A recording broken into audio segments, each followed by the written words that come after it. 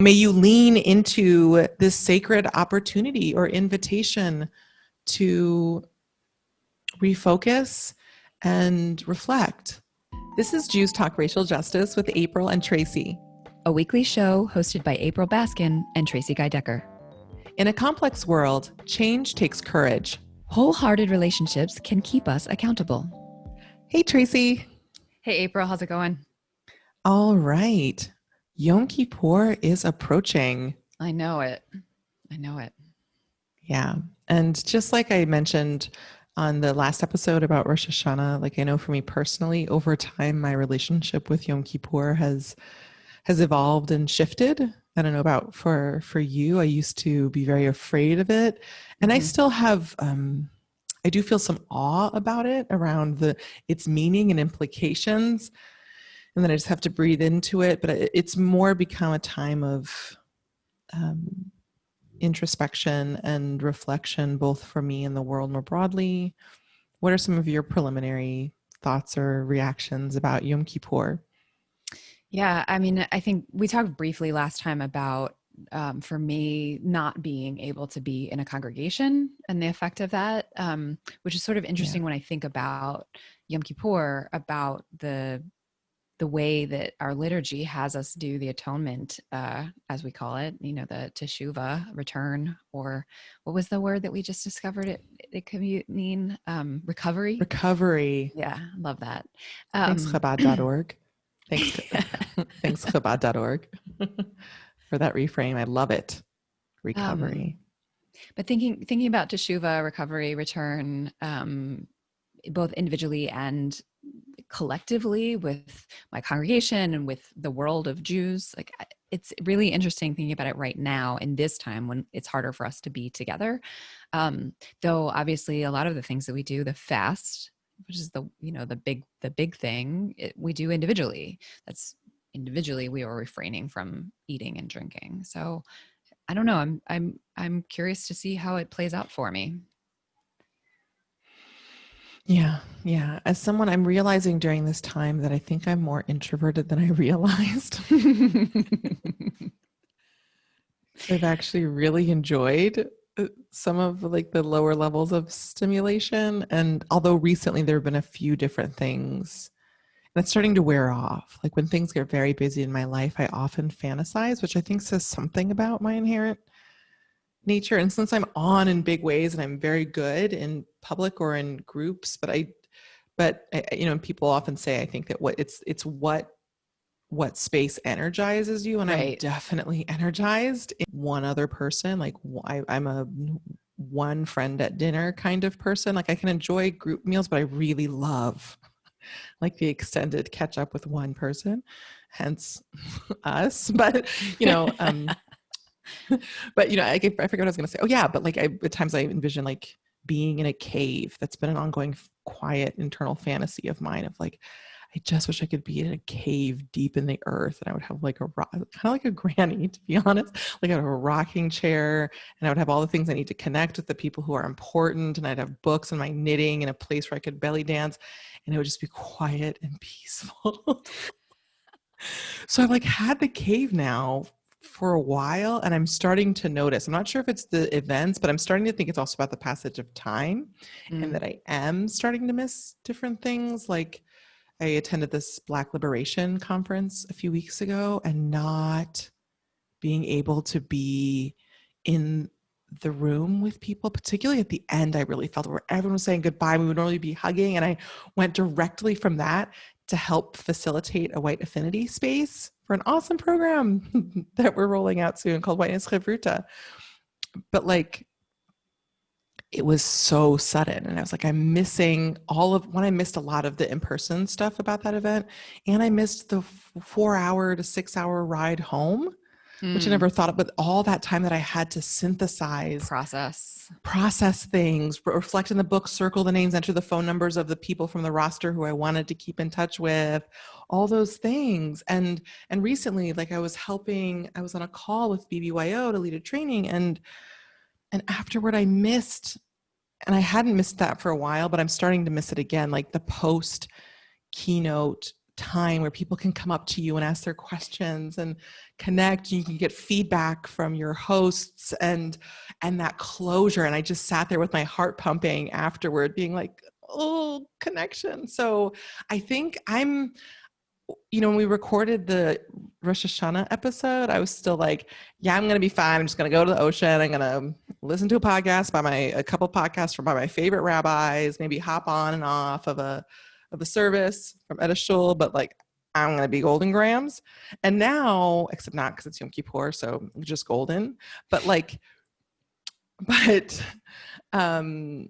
think I might be moving in more of your camp, and I may miss some of my favorite congregational and collective moments now. And I think that that's likely very real for a lot of people. And particularly given the nature of Yom Kippur and Rosh Hashanah, it might actually be for a huge percentage of Jews, because this is a holiday where both people who are regulars go and also people who aren't regular, but this is something for any number of different reasons: heritage, their upbringing, their spiritual practice, that this piece does matter. And so I just want to acknowledge what you've said and appreciate that it's not necessarily universal, but how shared I think that sentiment of sorrow and longing may be this Yom Kippur.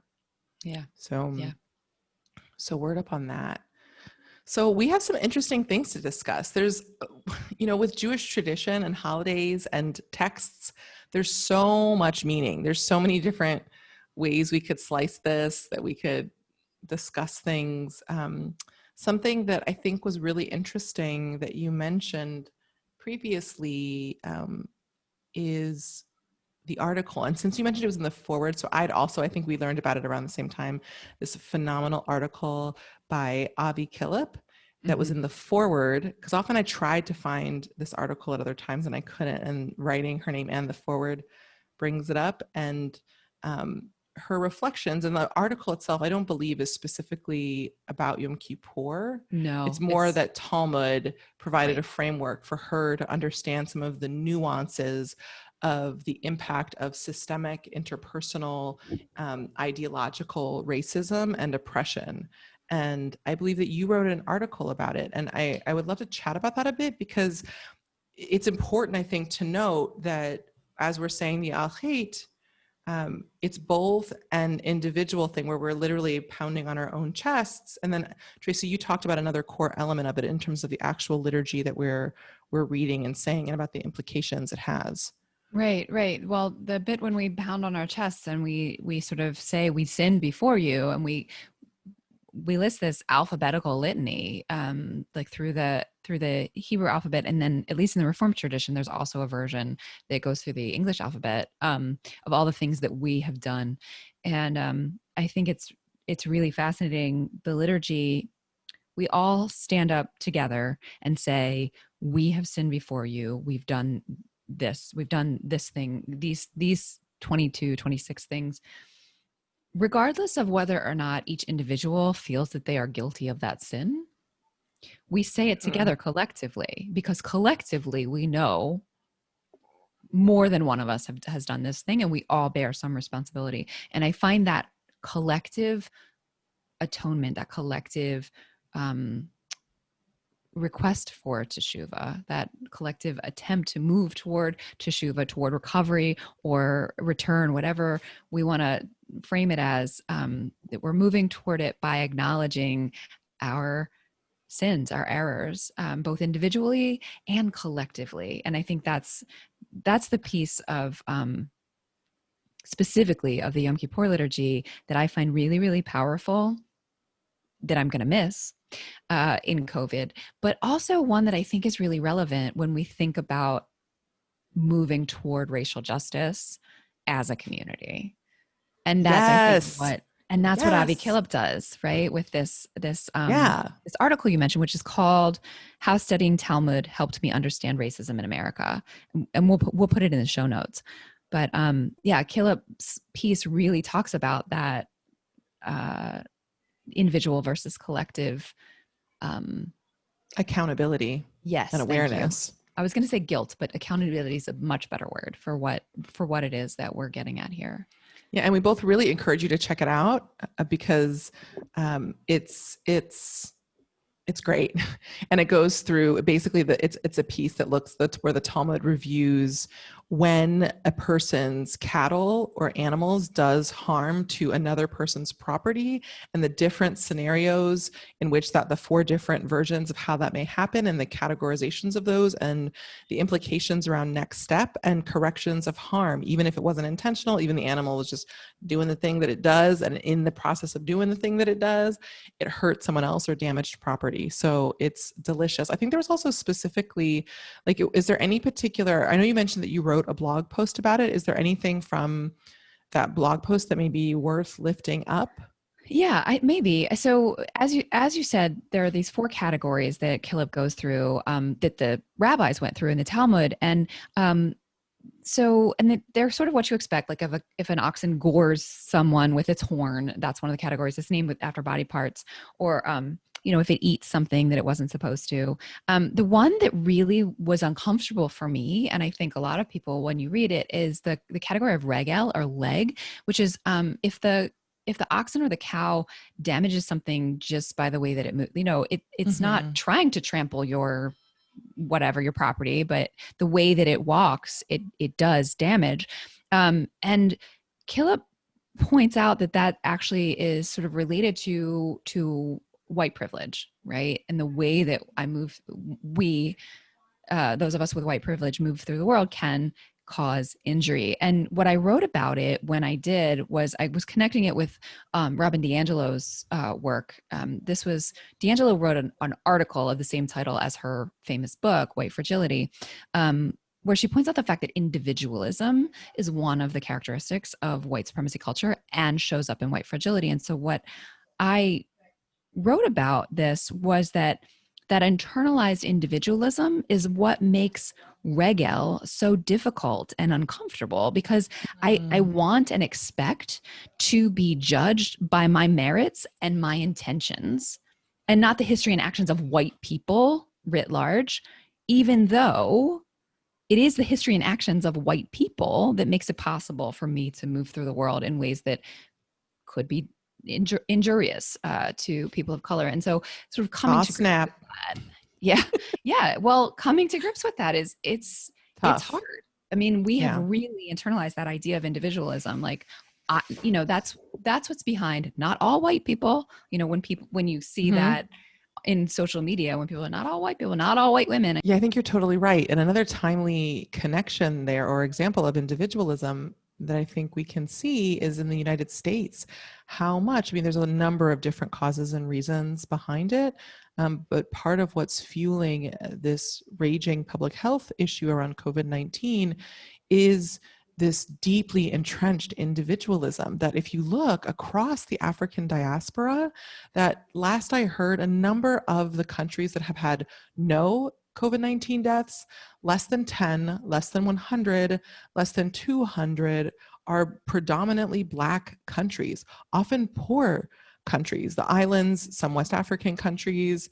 And I think that that's very interesting in a number of ways. And it speaks to, one, in the context of Dr. Barbara Love teaching about this, her saying to a group of Black people. And so we see and we know that actually, even in the most complicated of circumstances, we actually do know how to lead despite all of the messaging and internalized racism that has been imbued within us. And also, I think it makes a connection around with different groups of people who have a different understanding of family and interconnectedness and communal responsibility, that has direct implications around public health. I think that's interlude. Yeah, that's really fascinating. What's coming up for me very quickly, and then I want to get back specifically to Yom Kippur, is that I've read about, there are some cultures specifically, I believe, and we'll look this up and put it in the show notes, but there's some cultures that don't have the words right and left, as in like for your, like to yourself. They only have north, south, east, and west. And in those cultures where there is no left or right, there's a much broader, sort of cohesiveness, and collective responsibility. Even in the way that we orient ourselves through the world in America, it's sort of individual. Like I can't, I couldn't tell you which way is north right now where I'm sitting, but I know my right from my left because that's related to my body. That's me. And there's just something really fascinating about that. Got it now. Where if you didn't have those two words to orient yourself, if you had to rely on cardinal directions, those are independent of you, right? North is independent of you, whereas right is not, which I find really, really fascinating. So anyway, I that's love that. another little aside off of your little aside. But. And just to quickly respond to that, that's really helpful because at times left and right for me as someone who has some challenges with things like that in my learning and stuff, that actually makes more sense because at times when people say right or left, at times I've been confused throughout my childhood, not as much now because I just learned what people meant of like, at which point of orientation, as someone who was thinking about, I was like, well, well, right and left based upon which set of, who's I right? don't know who's right. Wait, I don't know. It would just like, it can, like, I can't tell. Is that for me? I don't. And it's so I think in part because it's someone who just fundamentally in the family within which I grew up, like that.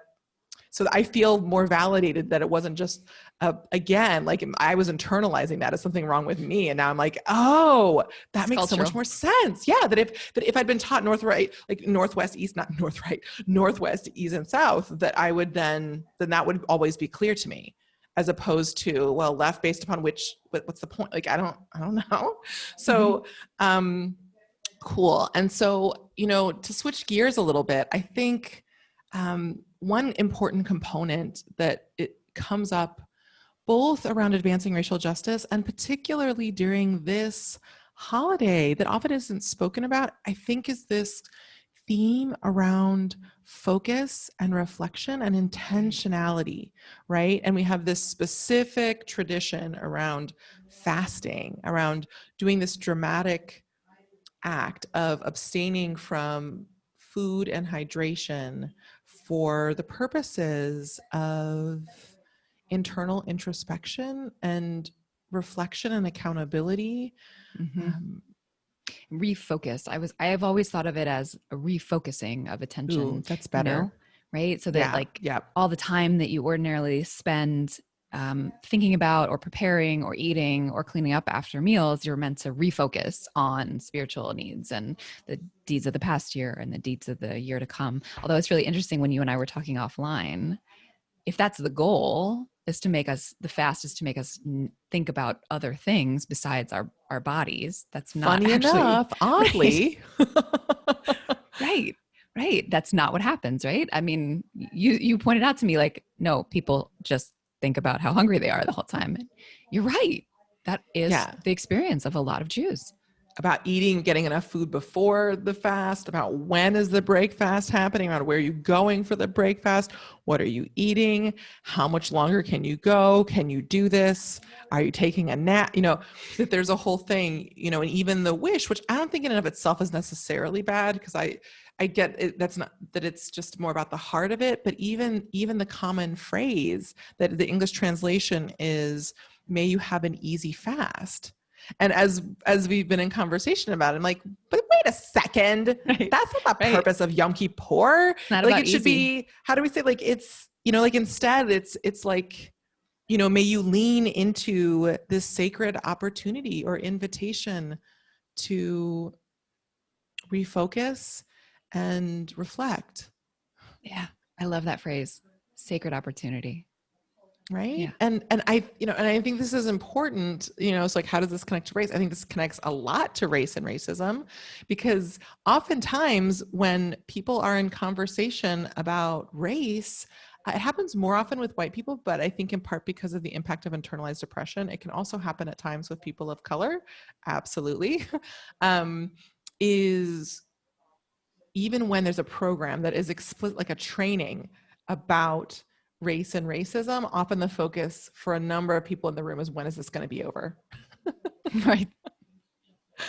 Like that it's not, it ends up that if we are intending to focus on racial justice, looking at whiteness, revising policies, that it's often a time when people bring up all these other issues And all of a sudden, some who have mentioned it before, but often usually not, like, well, what about this issue? And what about that issue? And this other thing? And the distraction that feels like the distraction that can come up around food. And so to wrap up this episode, I thought it could be cool for us to just take a couple moments to think about how both for Yom Kippur, as well as for really diving more deeply into anti-racism and leaning into both our Judaism and anti-racism, or leaning into anti-racism at times through a Jewish lens. I don't think we should exclusively do that. I think it's important to look at it holistically, but I do think that looking through that lens can be valuable. Yeah. And I think one of the points is to prepare that, this year, and at times I've had more or less success not letting the fast distract me. But when I think that there are accommodations or preparations that we can do, like depending upon what foods work best for you, I know for me, it's probably a bit of protein and also some fattier foods like avocados, or butter. I often like to be vegan. Right now, since my move to West Africa, I'm a little bit off the derech of veganism right now, but I hope to return. But so for me right now, a good source of healthy fat where there's not as often as much avocado or other things that I normally eat. I aim to eat healthy fats, and this is something that I've honestly become more aware of as I've just done intermittent fasting in my life. And similarly with race and looking at racial justice and racism is when you're either going into a program about race and racism, or well in advance in your own life in general, if you have other needs that aren't being met, focus on meeting those needs. That this doesn't have to be a zero-sum process or a zero-sum game, and that if you're raising something else in a session, that's probably not the time to be bringing that up if the specific focus is racism, whiteness, anti-racism, racial justice. But that also doesn't mean that it's disregarded. It's just that that's not the exact space in which that can happen. Do you have other thoughts, Tracie, in terms of preparation or navigating it in real time or afterward? Yeah, I mean, what's coming up for me is another, one of the characteristics of white supremacy culture that we've talked about before is perfectionism. And Brene Brown has done the work. We don't need to rehash her work there, but I do think that perfectionism can get in the way of people stepping into the sacred opportunity, whether it's the sacred opportunity of doing anti-racist work and really sitting with the discomfort, or fasting. Like you're 20 hours into the fast and you're really, really hungry and you can't stop. And now actually, is the Yom Kippur fast doing what it's supposed to? Because all you can think about is counting down those 4 hours or those 5 hours. Yeah. So you're actually sort of missing the point, and your perfectionism in the one realm of making sure you do the 25 hours is actually preventing you from having the meaningful reflection, which is the whole point of the day. And the same can be true where I have definitely seen in myself and in other, especially in other white people, sort of so worried about saying just the right thing or doing just the right thing that they don't do anything and don't engage at all. And so I think that's what's coming up for me is really like being more, I don't know, relaxed about what is happening, about the journey, about the importance of continuing to show up rather than getting it exactly right. Right. Absolutely. And, someone who was raised in a Reform context, so this isn't applicable for everyone, but I really prioritize connection with my community on Yom Kippur, and specifically internal, deep introspection that I've come to really value, and taking stock of my life over the course of the I believe it's 10 days, right? 10 days of awe, the days in between Rosh Hashanah and Yom Kippur, right? So I've been so I'm often doing work that's preparatory work, or if I haven't already, in general, because I often find, but if I think for a lot of people, like there's often times that I apologize in real life, but in real time, there's often times that I apologize in real time, but then there's usually one or two things where I didn't. And so for me, taking the time to call up or reach out personally to someone is very important. I personally am not a fan of the all encompassing, like Facebook or email list, email, although it does beat nothing. So yeah. And so I think for me, a couple of things I would say is that it doesn't, like, to your point, I love what you talked about perfection, because I've found I set the intention to fast, and it has gotten easier, admittedly, now that, although I haven't been as on it, but when I'm doing intermittent fasting, or especially when I've done keto and I have a very low sugar diet, fasting is much easier than, since it's often not about food, but more about a sugar addiction, underlying sugar addiction. Right. But, and like, there's a funny story there around, when I was, I think, in 4th or 5th grade, we got out from services, and my mom was just like, I was having like a mini tantrum. Like, I was just being terse and rude and angry and like getting upset and stressed about different things. And because when I was a young kid, I had a very high metabolism. Like, I was known as the bottomless pit. My family friends said that I had a hollow leg.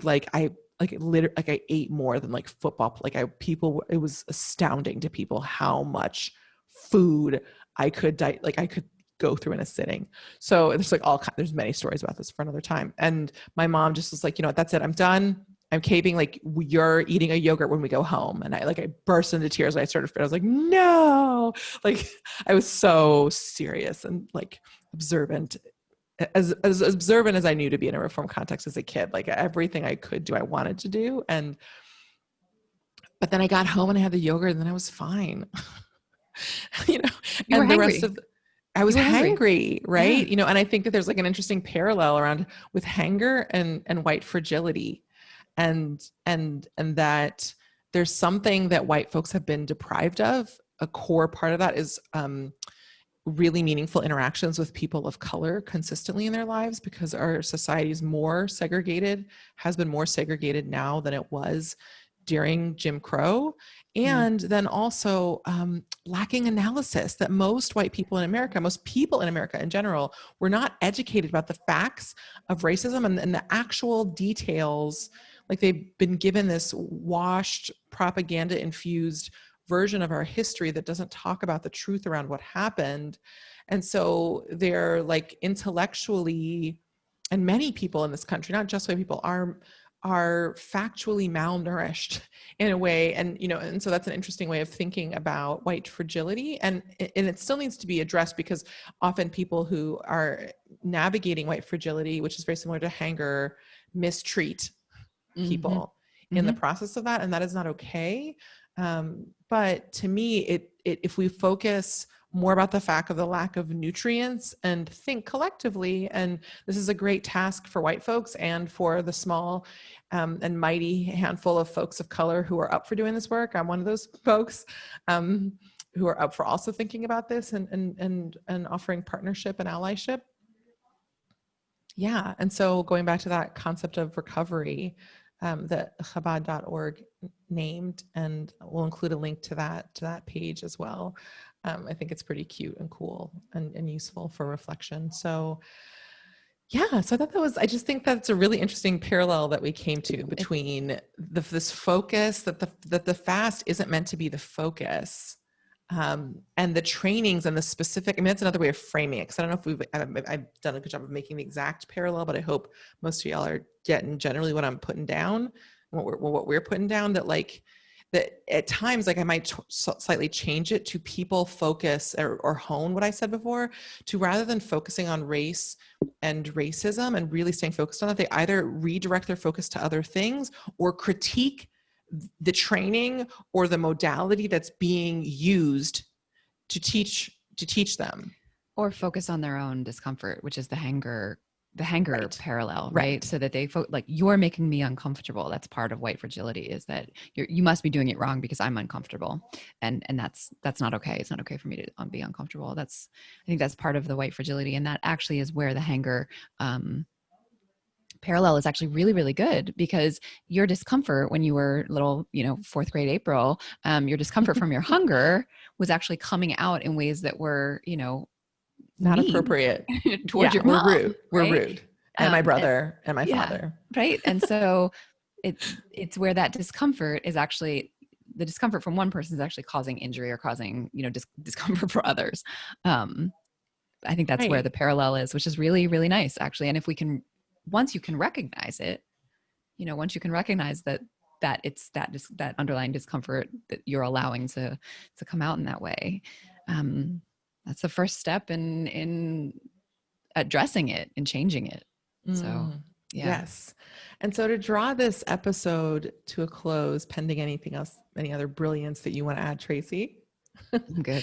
I would say, one, I want to invite people, or wish for you to set the intention that you have a meaningful Yom Kippur, and that if you're up for it, that you stretch yourself and embrace this sacred invitation to do reflection in your life.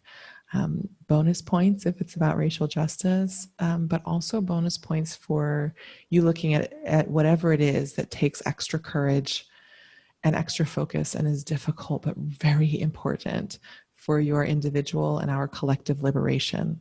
With that, I wish you a meaningful Yom Kippur. And do you want to add anything else, Tracie? I just want to say, have a meaningful fast. Yes.